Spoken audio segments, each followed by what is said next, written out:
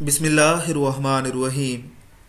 हज़रत अबू मूसा हुज़ूर अक़दस सल्लल्लाहु अलैहि वसल्लम का इरशाद नकल फरमाते हैं, मेरी और इस दीन की मिसाल जिसको देकर अल्लाह ने मुझे भेजा है उस आदमी जैसी है जो अपनी कौम के पास आया और कहा कि ऐ मेरी कौम, मैंने अपनी आंखों से दुश्मन के बड़े लश्कर को तुम्हारी तरफ आते हुए देखा है।